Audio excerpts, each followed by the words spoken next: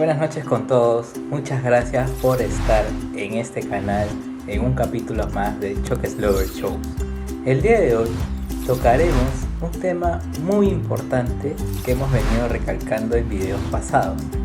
Hablaremos un poquito acerca de la alimentación saludable, pero en especial desmentiremos o confirmaremos algunos mitos que hay en la nutrición.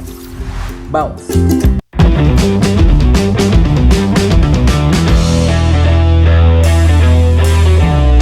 Tenemos como invitada a Camila García. Ella es nutricionista y nos va a apoyar a desmentir o confirmar alguno de estos mitos. Hola Camila, bienvenida al programa. Muchas gracias por aceptar la invitación. Hola Luis, no, muchas gracias a ti por invitarme.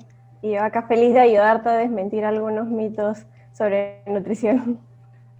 Bueno Camila, empecemos con el primer mito. ¿Existe la dieta ideal? Es importante empezar definiendo qué es dieta, qué significa la palabra dieta. Y dentro de la definición de dieta tenemos que la dieta se basa en el conjunto de alimentos o combinación de alimentos que realizamos durante todo un día. Es decir, que la dieta no es lo conocido como, culturalmente se conoce como un tipo de dieta solo para bajar de peso, o este tipo de dieta restrictiva, o la dieta cetogénica, o las 1000 dietas que ahora encontramos en internet. La dieta básicamente es lo que tú, yo, cualquier persona consume durante todo el día y se basa en sus hábitos alimentarios diarios, y bueno, que estos se realizan en base a su cultura, la religión, a las creencias, a las tradiciones familiares, al contexto en el que vive, al acceso económico y físico que tenga los alimentos. Entonces, la dieta ideal siempre va a ser la que le vaya bien a uno mismo, la que te haga bien físicamente, mentalmente, y bueno, te aporte los nutrientes necesarios para mantener una salud adecuada. Justamente hablando de esto de las dietas, hay también un pequeño rumor que a veces todos preguntan, ¿no? ¿Cuántas comidas debo consumir al día? ¿Tres, cinco, siete? ¿Cuál es lo recomendado para una persona? La verdad es que esta es una pregunta que sí suelen preguntar mucho, no solo en general, sino también en consulta cuando viene algún tipo de paciente. Y es que la verdad no hay una recomendación exacta sobre cuántas comidas deberíamos consumir. Todo esto va a ser individualizado, pero si estamos hablando de la población en general, yo considero que uno siempre debería regirse a sus hábitos comunes, a lo que siempre hemos practicado, y tratar de durante todos esos tiempos de comida que hagamos, así sean 5, así sean 3, así sean 4, cubrir nuestro requerimiento del día e incluir las recomendaciones generales como consumir de 3 a 5 porciones de frutas y verduras para asegurarnos de que estamos llevando una nutrición adecuada y variada. Entonces, sí hay ciertas etapas de la vida en las que considero que es importante tener una cierta cantidad de comidas, como puede ser en la niñez, que los niños necesitan tener snacks en el colegio para las loncheras. Entonces ahí sería importante, pero bueno, durante la adultez yo creo que cada uno tiene la posibilidad de elegir cómo organiza su alimentación y cuántas comidas tiene que tener. Aparte, es cierto que hay muchas personas que sufren de ciertas patologías o enfermedades que los van a predisponer a tener que comer por muchas más veces durante el día para mantener un buen estado de salud, como pueden ser personas que tengan diabetes para evitar las compensaciones, o personas que tengan algún tipo de gastritis, que dejar de comer durante mucho tiempo puede causarles algún tipo de malestar. Entonces hay que tener en cuenta eso para dar estas recomendaciones, pero en general, como te digo, recomiendo que las personas traten de llevar la alimentación con lo que les acomode durante el día, según su rutina y según sus hábitos. ¿El desayuno es la comida más importante del día? Y ese sí es un gran mito que sí se escucha mucho y que las personas suelen decirlo. Incluso hay mucha tendencia en internet sobre esto, de que tienes que comer desayuno porque si no te van a pasar mil cosas. Y la verdad es que no considero que sea la comida más importante del día, porque tenemos comidas mucho más grandes como el almuerzo, que nos dan un aporte de nutrientes mucho más grande que el desayuno, pero sí considero que es importante en diferentes etapas de la vida. Por ejemplo, durante la niñez, como hablamos hace un rato, sí es importante que los niños que están en desarrollo, así como los adolescentes que van al colegio, tengan algún tipo de desayuno que les brinde energía y los nutrientes necesarios para sostenerlos durante la mañana, también en personas embarazadas, en mujeres embarazadas, perdón, y en adultos mayores también sería importante que se incluya un desayuno para asegurar el aporte nutricional, pero no es que sea algo necesario. Yo he tenido muchas pacientes que la verdad es que se les acomoda mejor comer solo 2 comidas durante el día, entonces la verdad va a depender de cada uno y de condiciones individuales, como te digo, pacientes con gastritis, pacientes diabéticos o que tengan algún otro tipo de patología que sí tengan la necesidad de tener tiempos de alimentación específicos durante el día, entonces sí va a ser importante. Pero no podemos generalizar para todos. Comes mucho limón, te va a generar anemia. ¿Es cierto eso?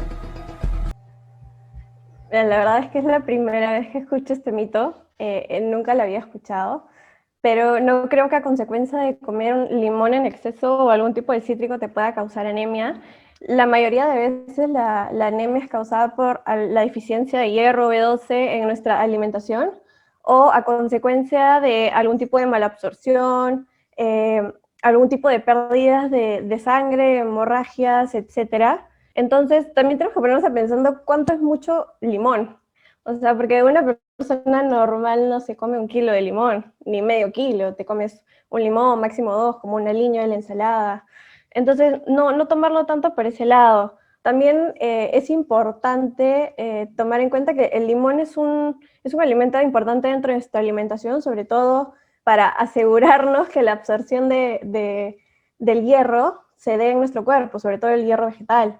Entonces, no deberíamos tener tampoco estas creencias de que el limón nos va a hacer daño. Todo mientras esté dentro de una cantidad adecuada, de una variación de alimentos, nos va bien. Entonces, no hay ningún problema con el limón, ni con el hierro, al contrario. Si van a comer sus menestras, tómenlo con su limonada, echen el limón en su ensalada o junto con sus verduras para que nos ayude a la absorción de hierro.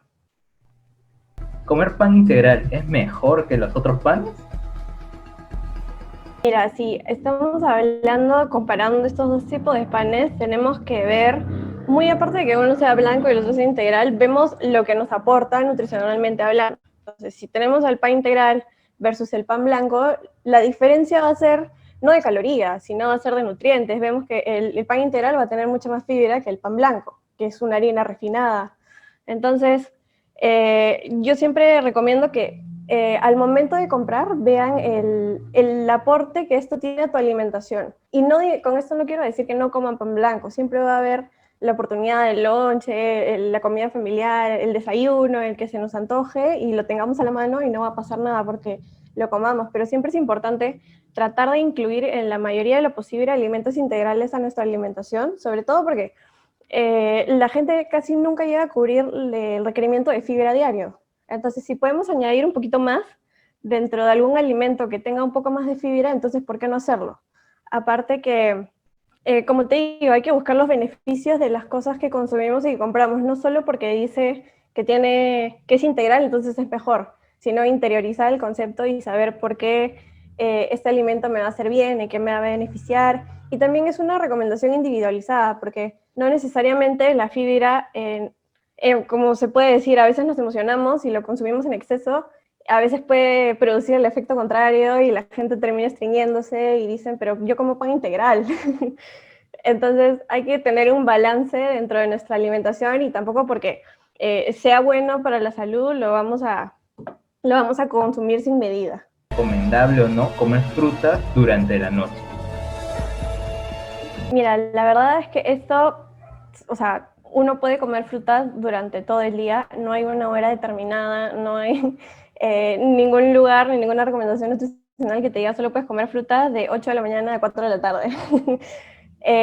Si tú distribuyes las frutas, el requerimiento de frutas que tengas o tus porciones durante el día, pero en la cantidad adecuada, no pasa nada, porque está dentro de tu requerimiento de energía, en lo que necesitas para el día, y estás cubriendo lo más importante que te aportan las frutas, que son las vitaminas y los minerales, y bueno, la fibra.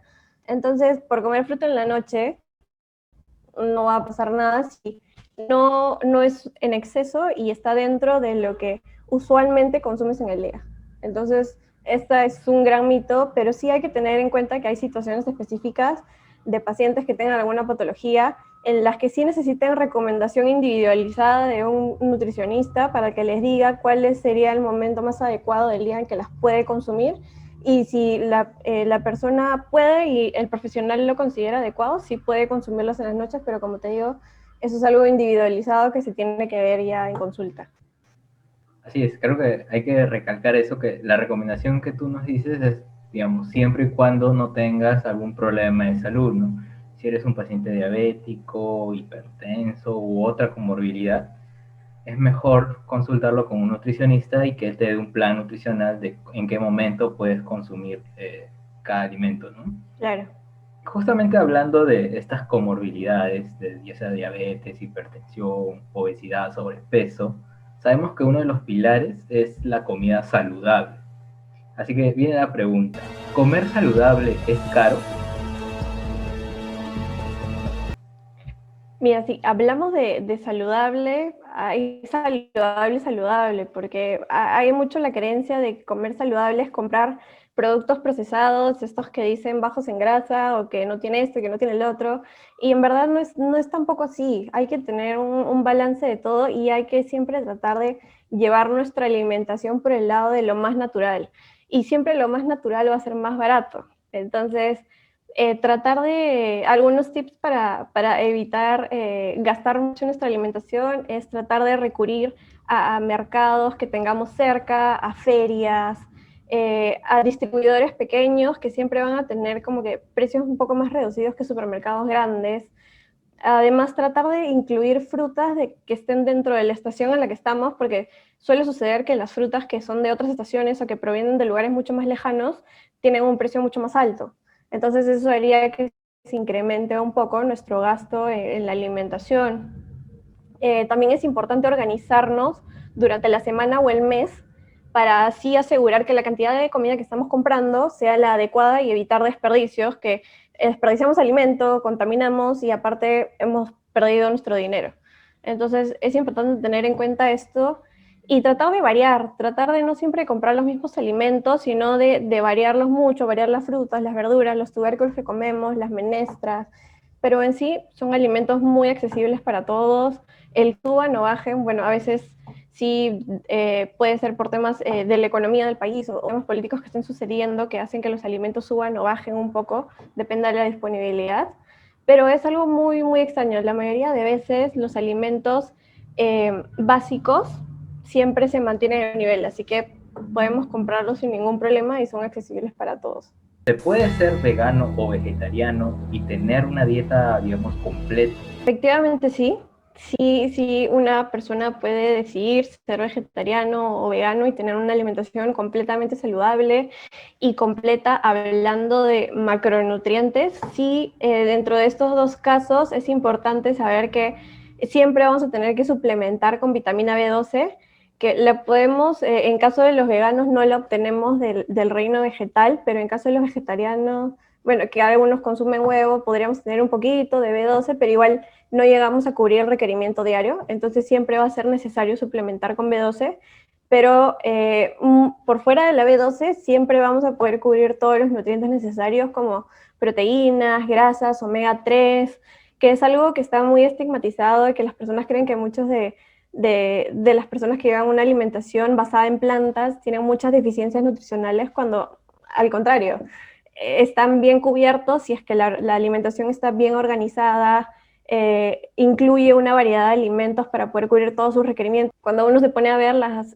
preparaciones que tienen de las comidas, se ven mucho más apetitosas que los que normalmente consumimos carnes, pescados, así que por eso no hay ningún problema. Mi recomendación es que se asesoren con un nutricionista para que los ayude a conocer las cantidades, las porciones, y cuál es la frecuencia de consumo de ciertos alimentos que tienen que tener, que sí son esenciales para ellos, porque es importante que ellos tengan un consumo adecuado y de ciertos nutrientes para asegurar que su salud sea la adecuada. ¿Comer huevo es malo porque aumenta el colesterol? La verdad es que no, o sea, ningún alimento por sí solo tiene la capacidad y es muy raro que solo por la alimentación nuestro colesterol vaya a subir.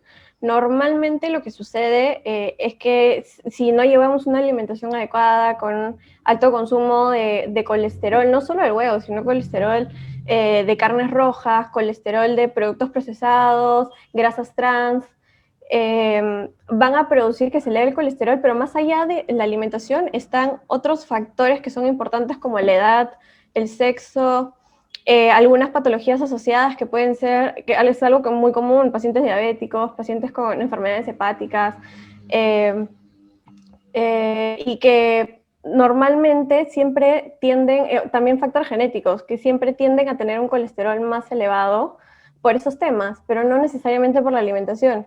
Entonces, no es que no podamos consumir el huevo, al contrario, la gente siempre deja de lado la yema cuando el huevo es un alimento tan rico y tan completo que lo ideal es que lo consumamos como viene, completo, clara y yema.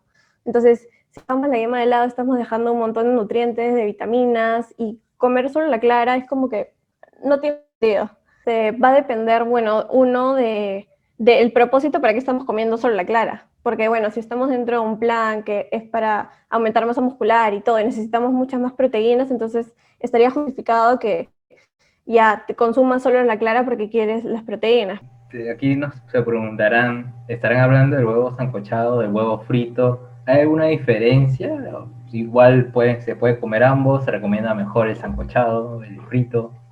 Lo bueno del huevo es que es bien dinámico y lo puedes hacer en muchas preparaciones. Puede ser frito, sancochado, revuelto, escalfado, como a ti más te guste. Lo ideal es evitar siempre las frituras, no porque tengamos pérdida de nutrientes, porque en este caso no es algo tan marcado, sino porque el mismo efecto de freír los alimentos con otro tipo de grasas que no son tan saludables como los aceites vegetales, no van a dar ningún efecto bueno a nuestra salud. Tratar de reducir dentro de lo posible la cantidad de aceite que usamos y así evitar consumir mucha más grasa, que sobre todo estas grasas saturadas que se vuelven al momento de la cocción, bueno, al momento de la fritura por las altas temperaturas, esas sí son dañinas para nuestra salud, y así sean en poca cantidad, todo va sumando.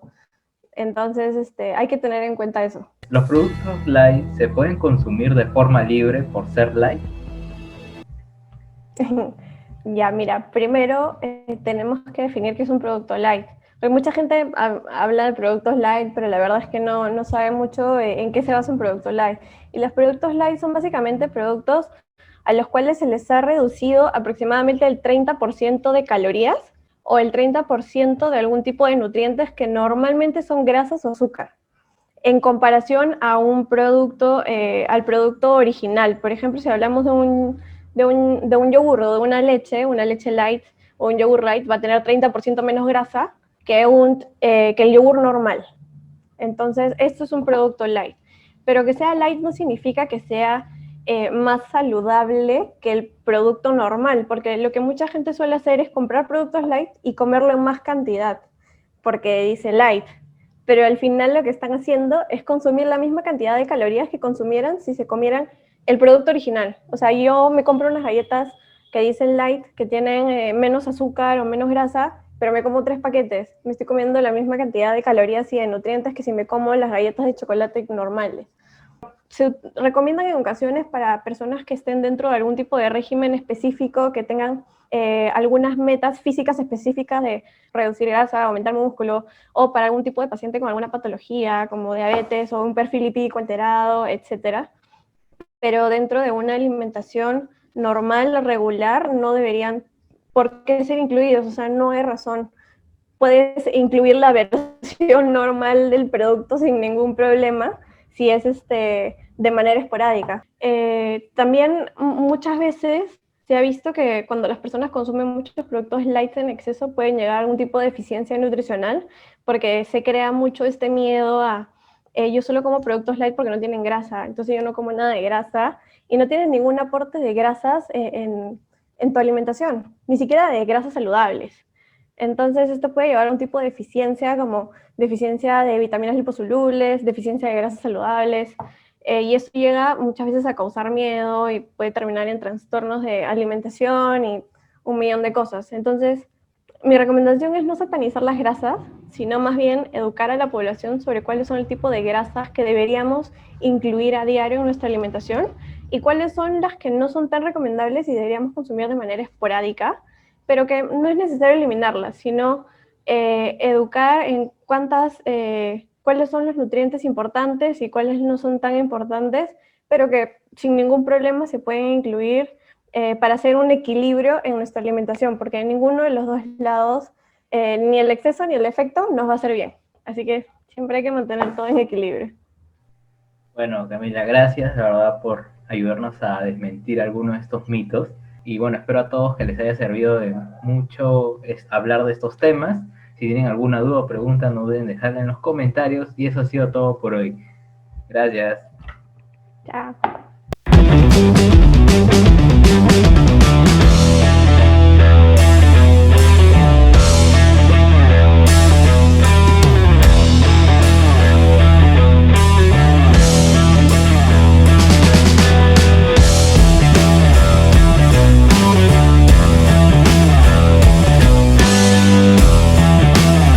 Y el Choque Lover destacado de la semana